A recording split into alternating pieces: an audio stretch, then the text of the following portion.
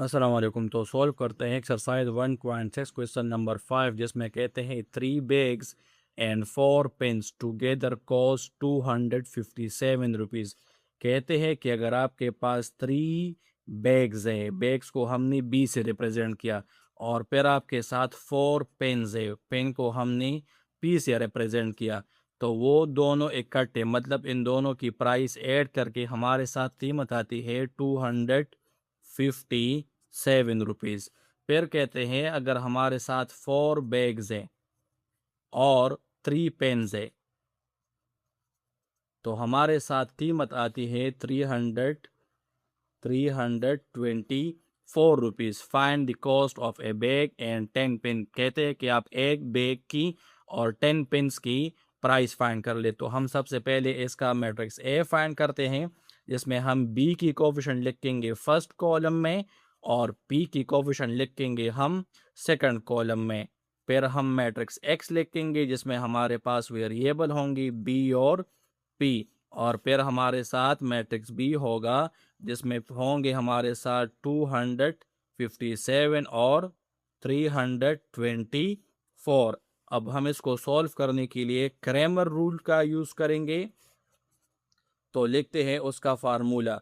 तो बी को फाइंड करने के लिए उसका फार्मूला होगा A B determinant divide by A determinant, और पी को फाइंड करने के लिए फार्मूला होगा A P determinant divide by A determinant. अब सबसे पहले हम ए डिटर्मिनेंट फाइंड करेंगे। तो लिखते हैं ए डिटर्मिनेंट। अब मैट्रिक्स ए लिखेंगे 3 4 और 4 3। अब मेन डायगोनल को आपस में मल्टीप्लाई करते हैं। 3 × 3 4 × 4, तो 3 3 जार हमारे पास 9 आता है, 4 4 जार हमारे पास 16 आता है। तो 9 - 16 से हमारे पास आता है -7। तो ए डिटर्मिनेंट की वैल्यू है हमारे साथ -7। अब हम ए बी मैट्रिक्स फाइंड करेंगे। तो ए बी मैट्रिक्स फाइंड करने के लिए हम मैट्रिक्स ए के फर्स्ट कॉलम को रिप्लेस करेंगे मैट्रिक्स बी पर। तो लिखते हैं ए बी मैट्रिक्स।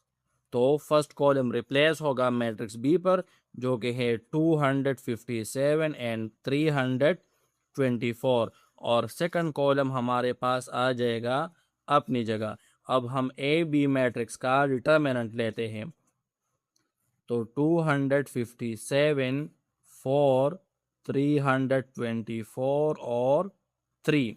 अब हम मेन डायगोनल को आपस में मल्टीप्लाई करेंगे।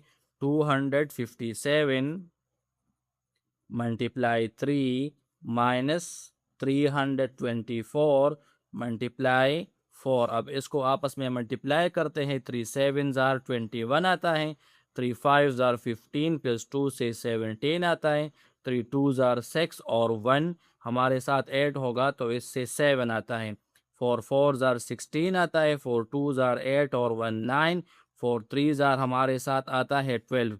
अब इन दोनों को सब्ट्रैक्ट करते हैं तो 1296 माइनस 771।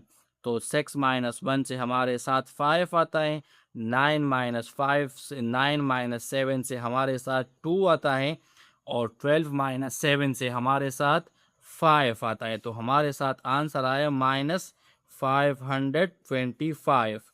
तो ये था हमारे साथ ए बी डिटर्मिनेंट का आंसर। अब हम फाइंड करेंगे ए पी डिटर्मिनेंट। उसके लिए हम मैट्रिक्स ए के सेकंड कॉलम को रिप्लेस करेंगे मैट्रिक्स बी पर। तो लिखते हैं ए पी मैट्रिक्स। तो फर्स्ट कॉलम अपनी जगह होगा 3 4, और सेकंड कॉलम रिप्लेस होगा 257 324 पर। अब हम ए पी मैट्रिक्स का डिटर्मिनेंट लेते हैं। तो 3 4 अपनी जगह, 257 और 324 को लिख लेंगे अपनी जगह। अब मेन डायगोनल मल्टीप्लाई होगा तो 3 × 324 माइनस 4 × 257। अब इसको आपस में मल्टीप्लाई करते हैं तो 3 × 4 से हमारे साथ 12 आता है, 3 2 जार 6 प्लस 1 से 7, और 3 3 जार 9 आता है। फिर 4 7 जार हमारे पास 28 आता है, 4 5 जार 20 और 2 से 22 आता है, 4 2 जार 8 और 2 से 10 आता है। अब इन दोनों को आपस में सब्ट्रैक्ट करते हैं तो 10 28 अपनी जगह और 972 को नीचे लिख के इससे सब्ट्रैक्ट करते हैं तो 8 माइनस 2 से हमारे साथ 6 आता है, 12 माइनस 7 से हमारे साथ 5 आता है और 9 माइनस 9 से हमारे पास 0। तो ये बनता है -56। तो ए पी डिटर्मिनेंट की वैल्यू है हमारे साथ -56। अब हम फार्मूला लिखते हैं B equal to A B determinant divide by A determinant, और फिर हम मैट्रिक्स P लिखते हैं जिसकी वैल्यू है ए P determinant divide by A determinant. तो ए पी मैट्रिक्स की ए बी मैट्रिक्स की वैल्यू हमारे साथ है -525 और ए डिटर्मिनेंट की वैल्यू है हमारे साथ -7। इसी तरह P को अपनी जगह लिखते हैं, ए पी मैट्रिक्स डिटर्मिनेंट की वैल्यू हमारे साथ -56 है और ए डिटर्मिनेंट की वैल्यू हमारे साथ -7 है।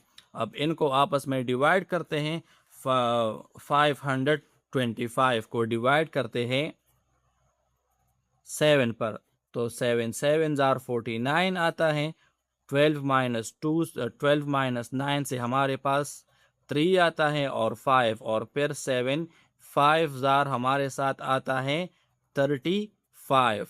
तो इससे 525 डिवाइड बाय 7 से हमारे साथ आता है 75, माइनस डिवाइड बाय माइनस से प्लस, तो b की वैल्यू हमारे पास +75 है। अब हम p की वैल्यू फाइंड करते हैं तो 7 7 जार 49, 7 8 जार 56, जिससे साबित हुआ कि p की वैल्यू हमारे साथ 8 है। 7 7 jar 49, 7 8 jar 56 minus divide by minus से प्लस आता है।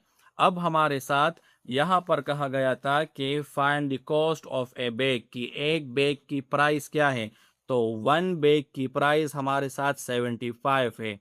Price of a bag is 75 और 10 पिन्स की, तो एक पिन की कीमत 10 रुपये है, तो 10 को मल्टीप्लाई करते हैं 8 के साथ तो इससे आएगा 80। तो हम लिख लेंगे प्राइस ऑफ 10 पिन्स इज 80 की प्राइस 10 पिन्स की हमारे साथ क्या है 80 है।